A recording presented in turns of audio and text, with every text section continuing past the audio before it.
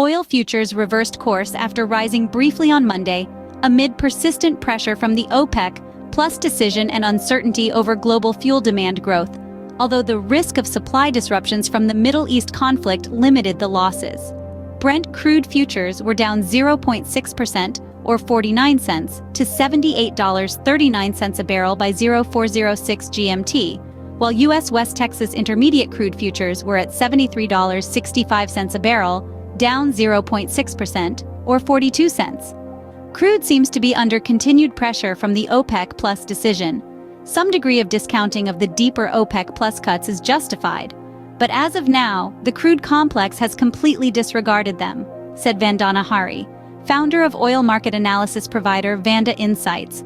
Oil prices slumped more than 2% last week on investor skepticism about the depth of supply cuts by the Organization of the Petroleum Exporting Countries and Allies, including Russia, together called OPEC+, and concern about sluggish global manufacturing activity. OPEC+ cuts announced on Thursday were voluntary in nature, raising doubts about whether or not producers would fully implement them. Investors were also unsure about how the cuts would be measured. Geopolitical considerations were also front and center of investors' minds as fighting resumed in Gaza.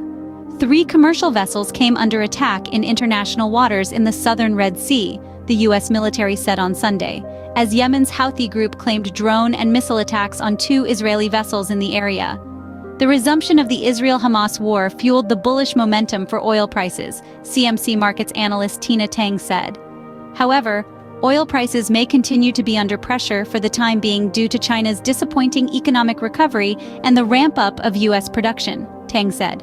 U.S. oil rigs rose 5 to 505 this week, their highest since September. Energy services firm Baker Hughes said in its closely followed report on Friday.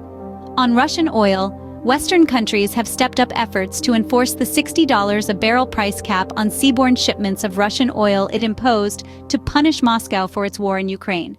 Washington on Friday imposed additional sanctions on 3 entities and 3 oil tankers.